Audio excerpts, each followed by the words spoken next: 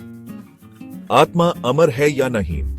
आत्मा यानी रूह एक ऐसा विषय है जो इंसान को सदियों से खींचता आया है। क्या यह शरीर के साथ नश्वर है या यह अमर है और एक नए शरीर में जन्म लेती है? यह प्रश्न हमेशा से मानव मन को उसके चिंतन में लगाए रखा है।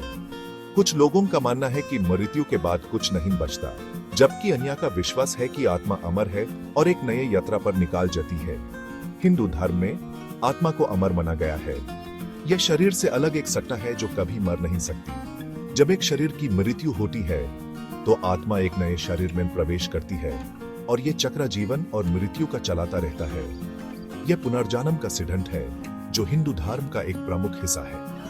आत्मा की मृत्यु यानी मोक्ष तब होती है जब आत्मा इस जीवन मृत्यु के चक्र से मुक्ति पे लेती है। यह स्थिति के जन्मों के पुण्य कर्मों और आत्मा ज्ञान प्राप्ति के बाद ही संभव है।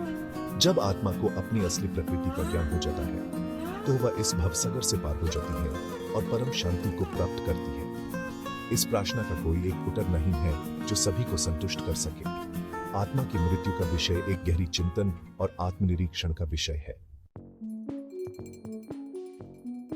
हिंदू धर्म के अनुसार जीवन और मृत्यु एक चक्र की तरह है। जैसे एक पहिया घूमता रहता है, वैसे ही आत्मा भी जन्म और मृत्यु के बीच घूमती रहती है। यह चक्र तब तक चलता रहता है जब तक कि आत्मा को मोक्ष की प्राप्ति नहीं हो जाती। यह मान्यता है कि हर जन्म में आत्मा को नए अनुभव प्राप्त होते हैं और वह अपने कर्मों के अनुसार फल भोगती है। अच्छे कर्मों से आत्मा को सुख और समृद्धि मिलती है, जबकि बुरे कर्मों के कारण उसे दुख और पीड़ा भोगनी पड़ती है। यह चक्र हमें यह भी बताता है कि हम अपने जीवन में जो भी करते हैं उसके परिणाम हमें इसी जन्म में या फिर अगले जन्म में भुगतने पड़ी देखते हैं। इसलिए हमें हमेशा अच्छे कर्म करने चाहिए और दूसरों की मदद करनी चाहिए। इस प्रकार जन्म, मृत्यु और पुनर्जन्म का यह चक्र हमें जीवन का सही अर्थ समझने में मदद करता है और हमें यह प्रेरणा देता है कि हम हमेशा नेक रास्ते पर चलें। आत्मा की मृत्यु के बारे में अलग अलग संस्कृतियों और धर्मों में अलग अलग मान्यताएं हैं। जहां हिंदू और बौद्ध धर्म पुनर्जन्म में विश्वास रखते हैं, वही ईसाई और इस्लाम जैसे धर्म एक ही जीवन और फिर स्वर्ग या नरक में स्थायी निवास में विश्वास रखते हैं। कुछ लोग आत्मा के किसी भी प्रकार के अस्तित्व में विश्वास नहीं रखते हैं और मृत्यु को शरीर और मन का अंत मानते हैं। यह दृष्टिकोण विज्ञान से प्रभावित है जो अभी तक आत्मा के अस्तित्व को सिद्ध नहीं कर पाया है।